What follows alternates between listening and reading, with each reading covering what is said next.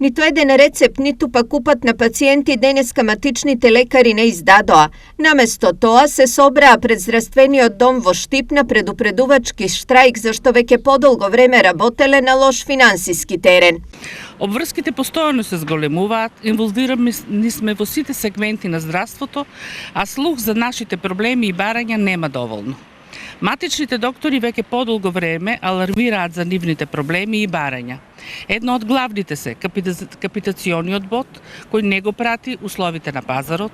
Бараме основен пакет на услуги, минимален влез кај матичниот лекар, пациентите на ПЗО, коригирање на административните обврски, кои сега се огромни, и можеби едно од најголемите проблеми е казнената политика, која сега, во периодот на пандемија, колегите од матичните од примарното здравство го понесеа главниот товар и за разлика од другите колеги кои беа наградени, матичните лекари беа казнети со огромни казни и тоа за административни пропусти. Проблемите се особено изразени во помалите општини од истокот, каде матичните ординации најмногу се затвораат.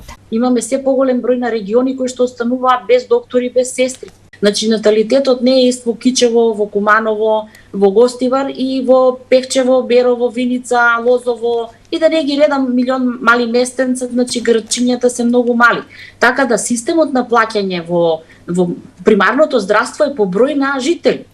И ако гледаме дека веќе тој систем не функционира и тие доктори не можат да преживеат со оваа методологија на плаќање, подитно треба да седнеме да размислуваме како да се промени методологијата на плаќање. Решение на проблемот матичните не најдоа ни по повеќе пуштени барања до фондот, ни по две остварени средби со министерот за здравство. Значи, сериозност да видиме од другата страна, и до сега не сме виделе дека некој сериозно се грижи за проблемите на приватното здравство, а и ние сме народ. Така да има и план Б, не би сакала сега да кажувам, но мислам дека навистина сериозно на лекарска фела и на здравствени институции одговара да седнат на маса и да ги движат работите и секој да си ја работиме својата професија.